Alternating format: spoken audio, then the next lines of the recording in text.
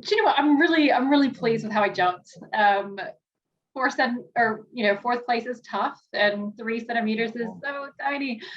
But it was the best series I've ever jumped in my life, and it was the best Paralympic performance in terms of distance that I've ever had.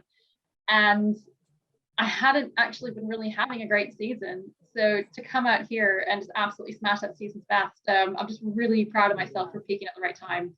And I had such a fantastic time. Been amazing. I mean, I had no expectations coming out because it was so unusual. But so we came out early and we had a holding camp.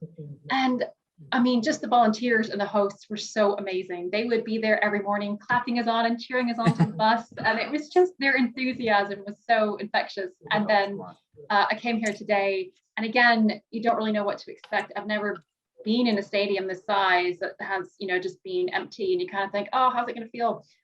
But I walked in, and the stadium is stunning. We were actually quite lucky at the long jump pits because we have just naturally a little bit of shade in the morning over that section. So even though it was baking hot, for me, it was just pleasant, especially considering every single meet I've done in the UK, I brought my winter coat with me. So it was so nice to do that. I was on the runway, and I mean, I was asking for the clap, and there weren't, you have some coaches and team members there. They were into it. They were loving it. I just had the best time. Brilliant. Yeah, no. And I forgot to say the best part, which you've never had in the Paralympics before.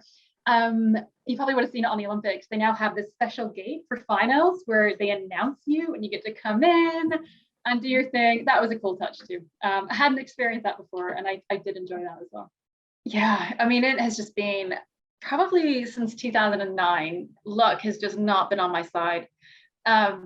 It was a really tough build-up. So our World Championships were quite late. I think they were in October in 2019, and 5 days before I was flying out, I had a really awful accident at a competition, tore my syndesmosis in my ankle and couldn't compete. And it was just, especially because I'm an amputee and I only have one foot, it was a bit touch and go. And then 8 weeks before that, I ended up dislocating my knee. It popped out, popped back in, and so I wasn't really it was just doing the rehab was hard, and actually the delay probably gave me the right amount of time to do my rehab properly. So on the one hand, that was hugely beneficial. On the other hand, I was stuck without, really doing a lot of international competition for quite a while.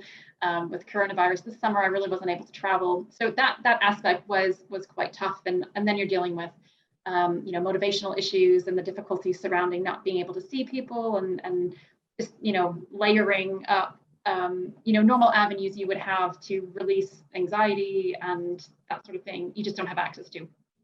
All that was really tough, but I think that's what's made coming out here that much better and more amazing and more special. And you know what, this isn't just athletes. Every single person in the world has struggled with this in different ways. But it is just nice to be able to come out here and celebrate, even in some really tough circumstances. I think my personal takeaway, my immediate takeaway is just I had some really specific goals for myself coming in, in light of the past 2 years, and everybody will, and some are personal and you're not going to talk very much. And I'm really proud of myself for showing up and fighting and giving my absolute best performance. And there is just a lot of, it's quite satisfying to know that you can do that and you can deliver when you need to. Post games, there's a lot of things on the table at the moment. And so I think I do need a little bit of a break. I've not had any sort of break or vacation, for 18 months now, because we've all been kind of sitting on pins and needles and putting our lives on hold while we wait to see if this thing is actually going to go ahead. So it'll be great just to have some time to pursue some different interests. I haven't really thought much beyond the next 3 months though, so I don't know, we'll see.